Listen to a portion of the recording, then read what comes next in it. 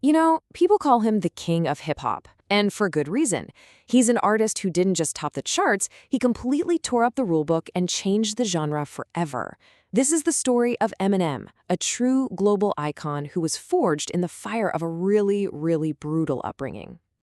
And this quote, yeah, it kind of gets to the heart of the earthquake he caused. But really, it was so much bigger than that.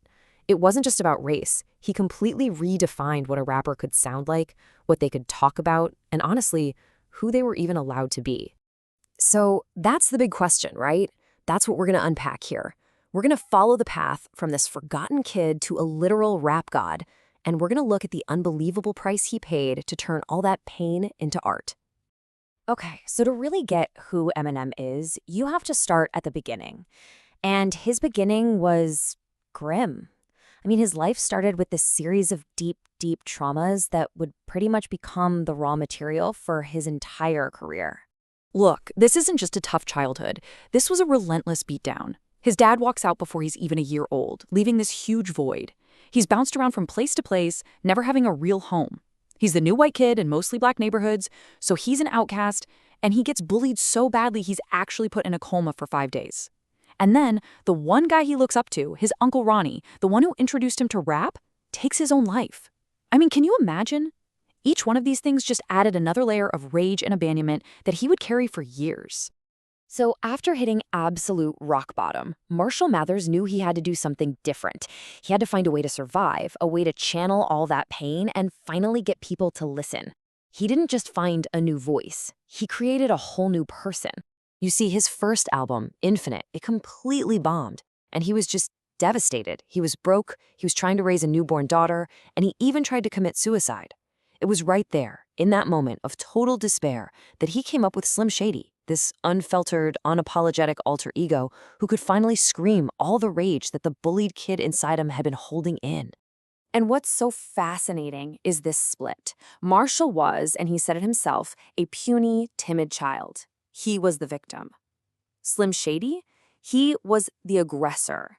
He was this caricature built to fight back, to say the things you're not supposed to say, and to finally take control. Shady wasn't just a character, he was his armor. And guess what? This new persona, it worked. He took all that pain and sharpened it into a weapon in the Detroit battle rap scene. He famously got second place at the Rap Olympics, and a lot of people think he was robbed, but it didn't even matter. A demo tape from that event found its way to Dr. Dre. And when Dre heard it, he famously just said, "Find him. Now." That partnership led to the Slim Shady LP. And, well, everything changed after that. The success that followed was just explosive. It was like nothing anyone had ever seen. He wasn't just a rapper anymore. He was, without a doubt, the biggest star on the planet. But for someone with his background, that kind of fame came with an almost unbearable price tag. I mean, just look at this number. That's how much his movie 8 Mile made at the box office worldwide.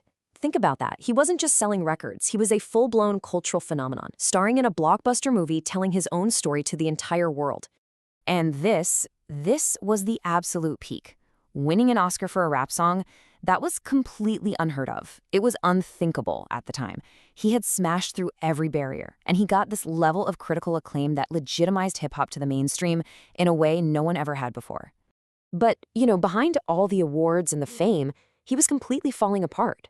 It started kind of innocently, with one pill to help him sleep on tour. But that quickly spiraled into this massive addiction, Vicodin, Valium. At his worst, he was taking over 20 pills a day just to feel normal. And then in 2006, his best friend Proof was murdered. And that downward spiral just turned into an absolute freefall. So here he is, at the top of the world. But inside, he's lower than he's ever been. And that freefall was about to lead to a moment that nearly cost him everything, forcing him into the biggest fight of his life. This was it. Rock bottom. The overdose was so bad his organs were literally shutting down. The doctors straight up told him if he'd gotten to the hospital just 2 hours later, he would have been dead, period. But right there, in that darkness, he found his reason to live. It was the thought of his kids, especially his daughter Haley. That became his anchor. He knew he had to get sober, not just for himself, but to be the father for them that he never had. And his road back was absolutely brutal. He went through detox and literally did not sleep for 3 straight weeks. His brain was so fried from all the pills that he had to relearn how to talk and walk properly. And in true Eminem fashion, he replaced one addiction with another. He started running obsessively, like 17 miles a day, before he finally found a healthier balance. It was just an insane display of willpower. So, now he's sober, he's refocused, and he returns to the one thing that had always been his salvation, the music.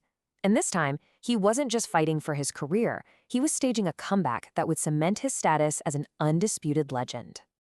I mean, just look at this list. 15 Grammys, an Oscar, an Emmy, an induction into the Rock and Roll Hall of Fame. It's crazy.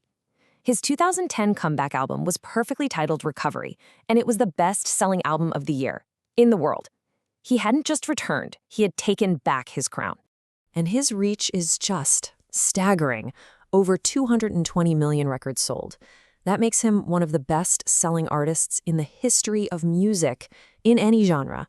He took the pain of this one broken kid from Detroit and somehow turned it into a universal language that people connected with all over the globe.